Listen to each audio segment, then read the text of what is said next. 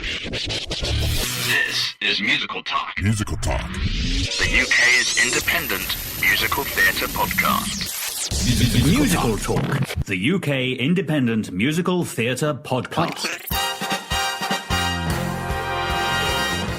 Hello, welcome to this week's episode of Musical Talk. My name is Nick Hudson. I trust you're well. Today you're going to be treated to two discussions I've had with two people. The first one being Grant Alding, who is one of the country's most respected composers and lyricists, most famous for Man Two Guvnors, that wonderful National Theatre hit. And after that, you'll be hearing a discussion I had with our good friend and original Musical Talk collaborator on my behalf, Andy Edwards, where we will be having a lovely little chat about that Stephen Sondheim musical Assassins. So, without further ado, let's get on with today's episode.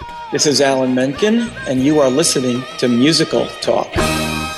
I am sitting here in the foyer of the Royal National Theatre with a very respectable British composer and lyricist, Mr. Grant Alding. Hello, Grant. How are you? Hey, Nick. I'm very well, thanks. Let's just start by saying how we came to meet, because I think this is quite interesting. You were the first person to ever sit down and play my songs from the musical that I did at Goldsmith College, weren't you? That's right, and just brilliant, and very pleasurable it was too. It was a lovely thing to play through. Yeah, well, we met at Goldsmiths. You were on the musical theatre writing course. Yeah, was it a 1-year postgrad? Is that how it worked? one-year masters. And my mentor, Clive Paget, I think ran that course at that time, and invited me to come along and do a couple of sessions with everyone, and one of those was getting to hear everyone's final projects and just helping out with whichever way I could. And it was great, and I've done lots of teaching since then, but that was kind of my first experience of meeting new writers and trying to help however I could. Because we've all been there, haven't we? Yeah, and we all need someone to from the outside to kind of look at it and go, "Oh, that's this crap." is well, I don't know about this crap, but you know, maybe you need to think about this, or you could do some work on that." So we're at the National, which you're rehearsing at the moment. Why is the National quite special to you, Grant? Well, just as a person, it's very special to me. I acted here as a child on a couple of occasions. The first play I was ever in when I was 7 years old was in the Olivier Theatre. That was Danton's Death, directed by Peter Gill. And then when I was 15, I was the player Queen in Richard Eyre's Hamlet in the Olivier again, with Judi Dench and Daniel Day-Lewis. So the place feels... yes. Yeah, the place feels very much like home to me, and it's also where I've composed most plays, I guess. I mean, I've worked with Nick Keitner on 7 plays, which is the most I've ever worked with any one director. And I have to say, I'm sitting here with a Tony-nominated composer and lyricist. So you are indeed. Your most famous thing, arguably, is Man Two Guvnors, yeah, which you're going into quite soon again, aren't you? Well, I'm just popping on tomorrow for a couple of shows, because the person that plays that part now is... he's dead from laughing so much. He just wanted a day off, so I Yes. said I'd go in and do a couple of shows. I haven't done it for a few months, but I'm sure it'll be fine. And that's what I'm doing here today, is just rehearsing a new MD up for the London production. It's on tour at the moment as well, doing very well on tour, and continues to run at the Haymarket. Well, congratulations. It was one of the funniest afternoons I've ever had in my entire life, and it is a play, but your songs do feature very heavily in it. A couple of surprises in the audience, quite literally as well, which is brilliant. So tell us about how that show was developed on from your point of view. Well, I was brought on board as it was a very standard job for me. It was, I think, the 5th play I'd done with Nick, and he just asked me to come on board and write a score, and there were no songs involved at that point.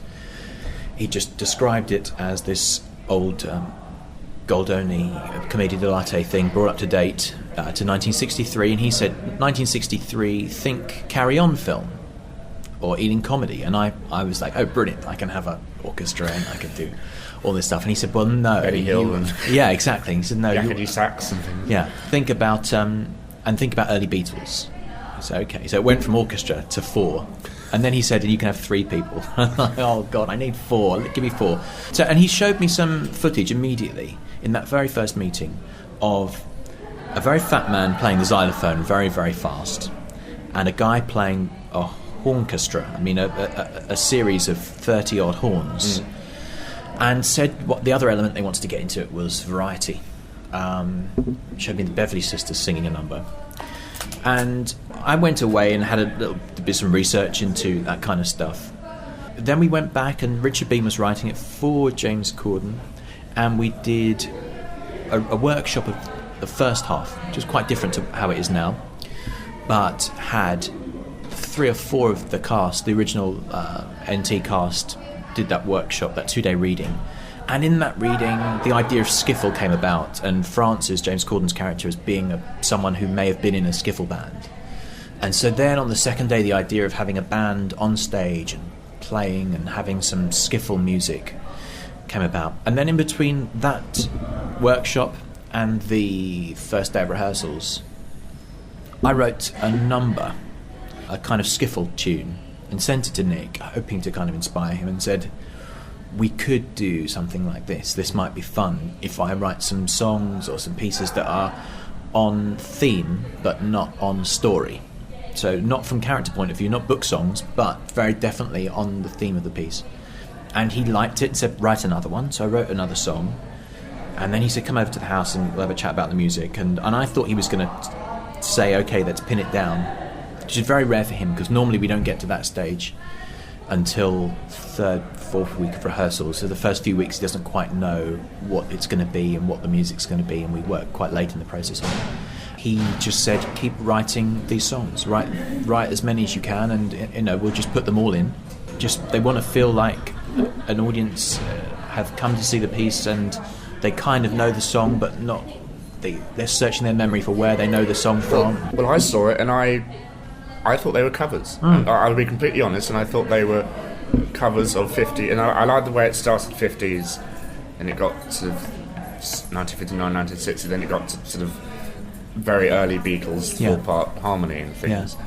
I didn't know when you said music, I thought, hang on, what? Oh. Yeah. They weren't... Well, that was the brief, and to try and write, to feel like I'd written some... that we'd gone to the trunk of a band and found their back catalogue, and that we'd picked the numbers, B-sides. Found the B-sides that happened to be incredibly appropriate. And if you've seen the show more than once, then all the songs in the opening set also play into all the themes of the shows. Of course, you don't know that necessarily when you see the opening set, 'cause you haven't seen the show. And then through the rehearsals, the idea of involving the actors in the songs came about, and we started to find where we could put each song. I'd written probably 4 songs before we started rehearsals, and the rest I wrote through the rehearsals. I think there's 15 in it now, and just found whatever an actor could do, and sometimes taught them to do things that they didn't know they could do. And it's very commedia dell'arte, the idea that when the scene's getting boring, some people come on and dance or sing. Chandelier drops. Yeah. and how did you... Because pop music is very... not really something you can write down and tell someone play it like this. Did you work with... was it a lot of it improvised, like with drum rhythms and things like that? Yeah, it was actually, yeah. The band were really formative in the orchestrations. I mean, we did some demos of maybe 3 songs with 2 of the members of the band at my house before we started rehearsals, and then the rest I would demo very roughly, and then take to the rehearsal room. We did 4 rehearsals before we got into the room with the cast, and it just kind of evolved very organically, like a band would, with me kind of editing at the centre of it, saying, I don't like that, change that, let's do this. So instead of scoring changes, you'd say, why don't we go exactly or something? Yeah, exactly. We'd have, very much their own, the parts that people play were their own parts. There may be occasions where I would say, can you do a line that goes more like this? But pretty much the guitar parts are the guitarists, bass lines are the bass players. And we over time it kind of, you'd work out what the thing was, and you'd say, okay, let's craft it there. And because it's now been running for a while, I've had the opportunity now to step outside of it and put other bands, like the Broadway band. Obviously I didn't perform in that band. I cast them and we rehearsed it. So again, we did it without dots, but I had a very good idea of what was working and what wasn't working in my head, and they threw ideas at it as well, and it was wonderful. And same with the tour band, the UK and international tour, to sit outside of it, and after playing it for a year and a bit, knowing exactly what I wanted, and just keeping it fresh and finding new things within it, but having that distance, which I didn't have originally. Have you ever been tempted to sit down and actually score them now, so you have a granite copy? I have a bit, because they... to sell the book. Well, there are foreign language productions being done. There's currently Finnish production and Icelandic production, and next year there's a Czech production going on, all that are using my songs with translated lyrics. I've got dots, but they're lead sheets, really, you know. The important lines are written down. Any riffs that are really important are written down, and there's a CD and all that kind of stuff. But yeah, it may come a time where I don't really want it to be so pinned down, though. That's the truth of it. Is everyone who plays the show brings something different to it, and certain different really countries will bring their musical influences as well. Even though it's set in England, it's fun to hear it done different ways. It's fun. The songs are very strong. You know, they can stand up to being pulled around a bit and knocked about. And how did it go down with American audience? I presume brilliantly. It was extraordinary. I was there I went for a week to audition the band. Auditioned 120 players to find those 4 boys, and they were totally brilliant. I was there for 2 weeks rehearsing with them before the English cast came over. A couple of days of tech, and then into previews. And on the first preview, it was unbelievable, because the audience went crazy for it. The Americans like to make their feelings heard anyway, don't they? And as soon as the band started, before the first song that the band played, there are a couple of solos in it for the guitarist, and then in the second song, when the audience have warmed up a little bit, we introduce everyone in the band with a solo. But as soon as the guitarist started playing his first solo, the audience were on their feet, and I just was sitting there grinning. I couldn't believe it. And even in England, the first 5-10 minutes of the show are a bit odd. People sit there thinking, going, really? Is this what everyone's raving about? It's a bit odd. You have to get to grips with a lot of things. The style is strange. And then suddenly it kicks in. With the Americans, the first line brought the house down, and it was started from there. They just got it. I wonder if the Americans are laughing because they know it's funny. They might not understand why it's funny. Well, I think we subtly adjusted the performances for the American audience as well. We just slightly put it more on the front foot, in a way that American comedy is. I know from a musical I had that played at the New York Musical Theatre Festival in 2006. It was a little show called Three Sides. It's a 3-hander. And it's 2 guys and a girl. It's just a love triangle thing. And one of the guys is incredibly sarcastic in the show. Very laid back, very sarky. Every time I've seen it done in England, everyone adores him, the character, and finds it hilarious. And we brought our English cast over, who we knew to be brilliant. And the first show, this guy who had created the part, was written for him, John Paul Heavey. He started playing it, and the audience just weren't warming to him in the way that they normally would.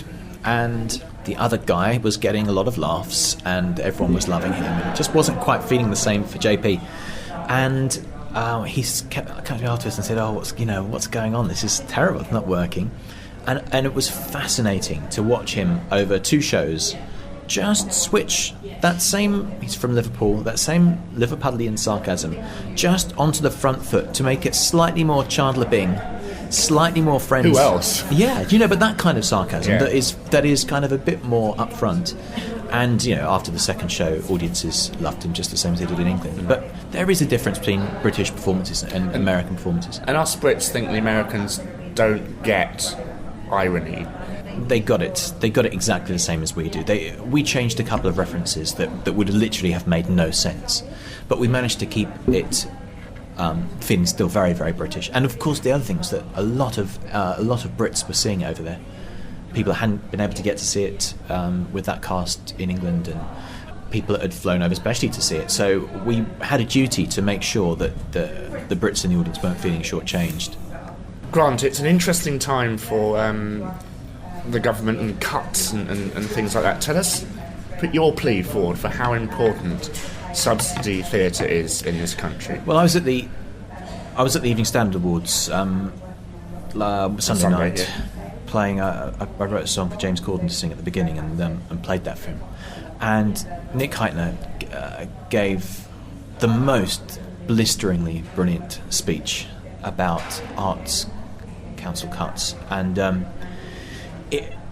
from my point of view, I've been very lucky to have worked at the National Theatre a lot, subsidised theatre, and in properly funded regional theatres, and the support mechanisms that are in places like this, the development time, the fact that these places can take a risk on what they put on. Jerry Springer, the opera, for example. Jerry Springer and Man Two Guvnors. One Man Two Guvnors, Warhorse. I mean, Warhorse was done. It's the second year the production was done when it transferred to the West End. It had a lot of work done on it in between that, and of course a whole heap of pre-production development time. The difference between you just don't get that in. You don't. I've written musicals where, I mean, even at my production of Simply Cinderella at the Curve, which was commissioned as their opening production. We were commissioned. I was commissioned in December, but the book writer Toby Davies wasn't brought on until March. We had to cast it in June. We had to rehearse it in end of October. So we had no reading. There was no, and it's incredibly tough to get anything right in that time. And cutting back on that funding and stopping people being able to experiment. And London. How would London Road have ever happened in the commercial sector or with less funding? It's insane. And when you look at the figures of how much money is being brought into the economy by the West End, which is something that we should be, our theatre is something we should be so proud of.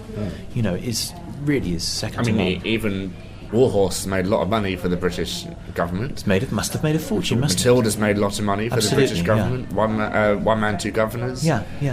Even Les Mis. All these shows that we just take for granted. They're all part of government funding to begin with. It's extraordinary to think that we would jeopardise all of that and hope in vain that someone's going to plug the gap, because it really won't happen. So what's coming up in your future? What can we look forward to? Well, there's several things, a few of which I can't talk about yet because they haven't happened yet. They haven't been announced yet. But there's an exciting collaboration on which is going to happen. A new writing partner for me to write a musical with, which is really, really exciting. Sondheim. It's Sondheim. I can't. You heard it here first. I can't wait for that. That's going to be really, really exciting. That's something that we're starting to look into.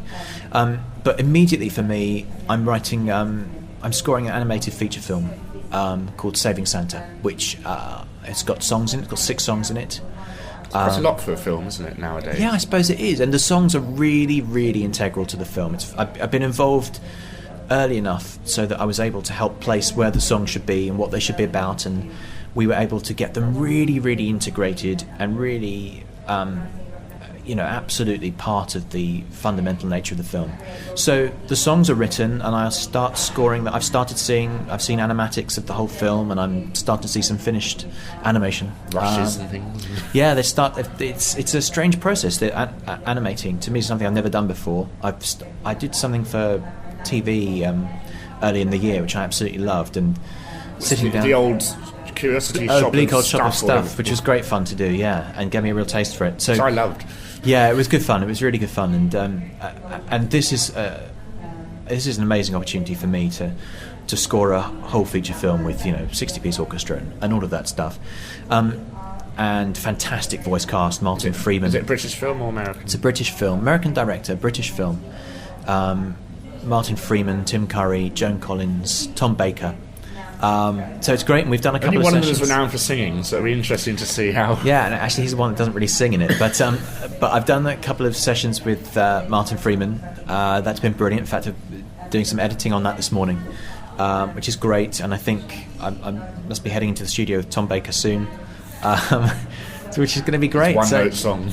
Yeah, there's he's got a big number. So and I presume this is for Christmas next Christmas. Yeah. It's looking absolutely. It's a beautiful story, and it looks fantastic. So I'm really excited by that. And there's a couple of plays next year that I'm doing, and a couple of other musical things. So lots going on. Grant Olding, thank you very, very much for talking to us. Thanks, Nick. Good luck with everything else. Thank you. Musical Talk. Andy, I want to talk to you about Assassins, because it's a show that I've recently just discovered, even though you've been banging on about it for the last 6 years to me. I've just been looking at the score, which you found in your house. Yeah, I've got the scripts of us somewhere. I'm going to hand this over to you, and you're going to talk about Assassins, because I know nothing about it, so I just want you to educate me about Assassins. Really. Well, the reason I really loved it was I first saw it in Edinburgh at the Fringe. My sister was was in it. And I just wanted to see it. I thought, I'll give it a go. I was another Sondheim show. never. I mean, I like Sondheim. You can't really go wrong, can you? I mean, it's always going to be a good. If it's merrily roll along, whatever, it's always going to be good or clever. It's going to have a good twist to it, what have you. But what I loved about Assassins was the fact that it had. I picked up the program and instantly I was learning stuff because I'm obsessed with history and obsessed with things like that. And instantly I was able to read about all these characters because I had no idea that there was more than 2 US presidents that were assassinated. Yeah, because we think it's the one in the car, JFK, and that's all I know. Well, Abraham Lincoln, of course. Yeah, You must have known that one. Shot in Ford's Theatre, yeah. Which was during a performance of Our American Cousin. There's a great Family Guy one where they go. It's like the cast trying to get their review of when they were in Our American Cousin. Yeah, President shot, Nation in Mourning. Oh, talented ensemble. That's us. Fabulous. It's really funny. And I didn't realise there was 2 others, of course. In let me see if I can remember this. William McKinley, of course, which is Glee. They go to the William McKinley High School in Glee, and a friend of mine actually told me she was obsessed with Glee, and I said, "Do you know why? Do you know who William McKinley was?" And she had not got a clue. It's like, well, that's the difference between me and you, isn't it?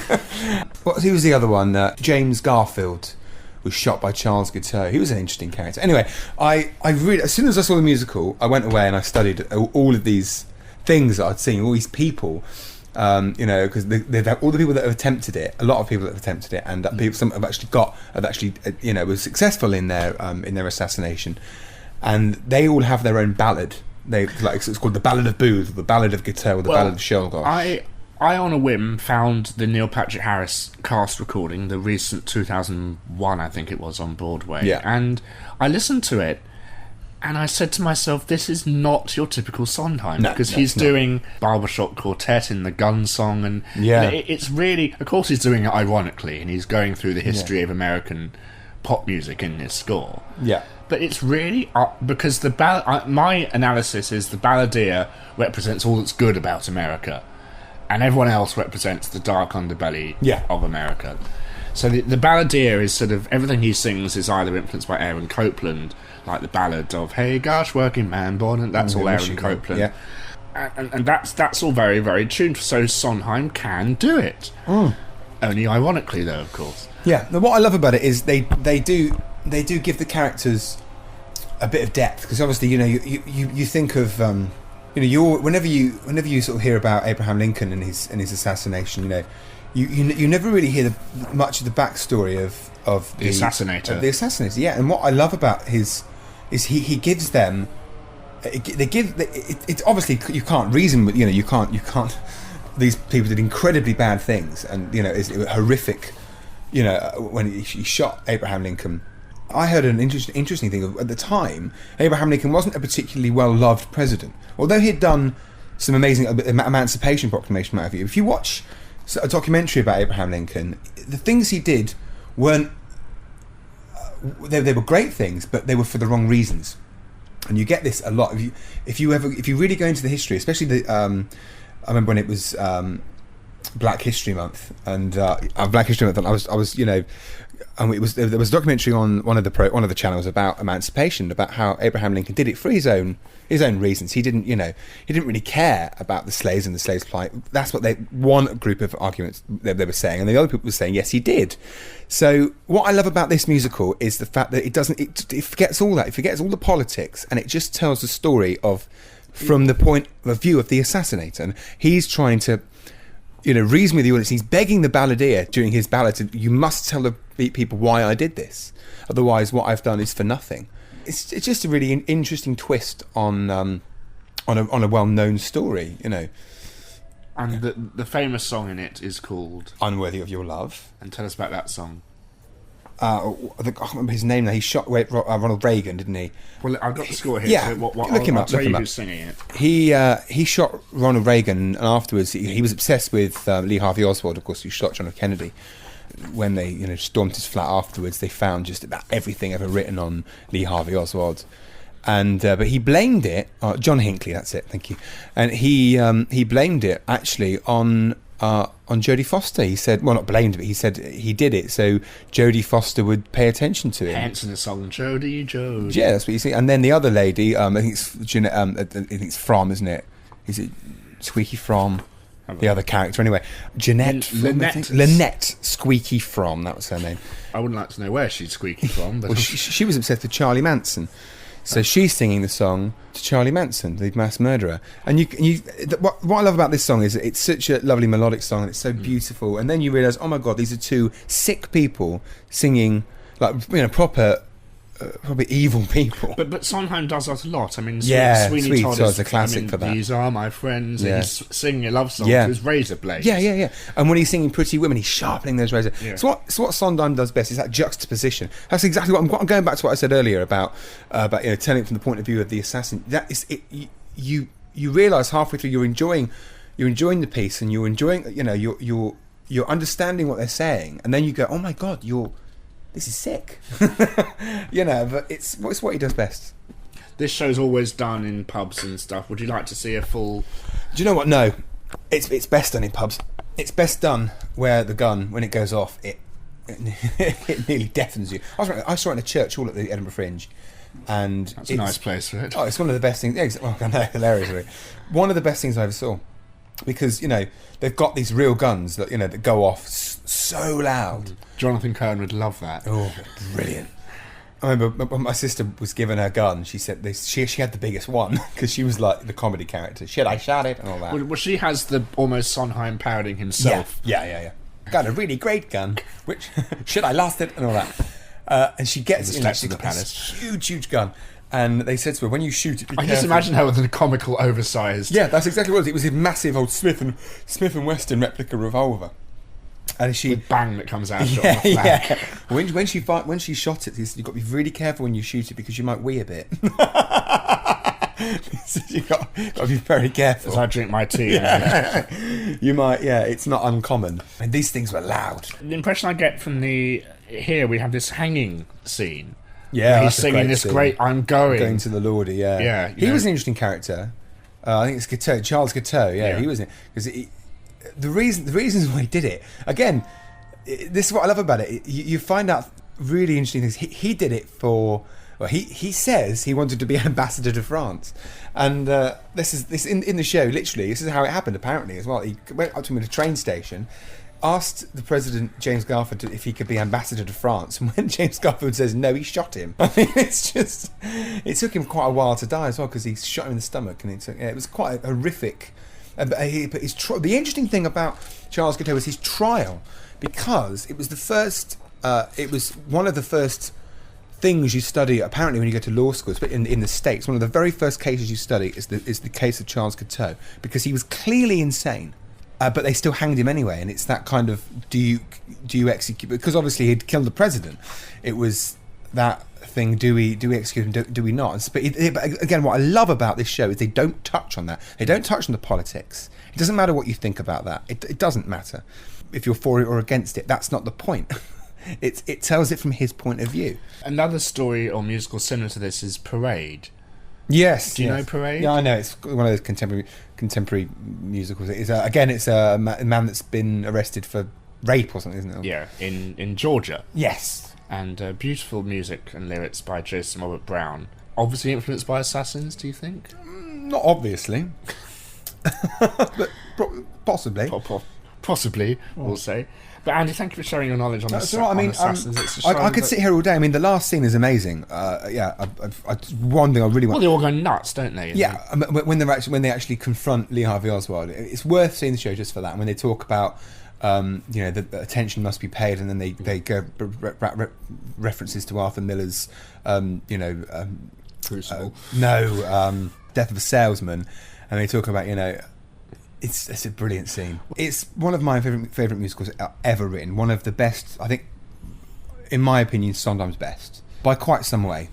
I would say that Merrily Roll Along is great, obviously, and Into the Woods and all that. Sweeney Todd. I don't think anything beats Assassins as far as I'm concerned.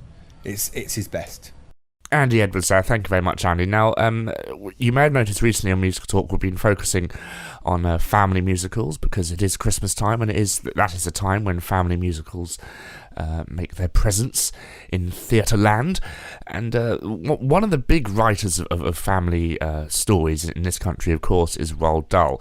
And with Matilda doing very well in the West End and Charlie and the Chocolate Factory looming in 2013, I've decided to do a special episode looking at various Roald Dahl musicals. So that'll be next week, where you'll be hearing once again from Grant Olding. You'll also be hearing from Anthony Drew, David Wood, Charles Brunton and Leslie Brookus as they discuss past, present, unknown and future Roald Dahl stage musicals. So do join us then. Have a lovely week. Please do follow us on Twitter at twitter.com/musicaltalk and Facebook at facebook.com/musicaltalk. This episode of Musical Talk was presented and edited by Nick Hudson, copyright 2012.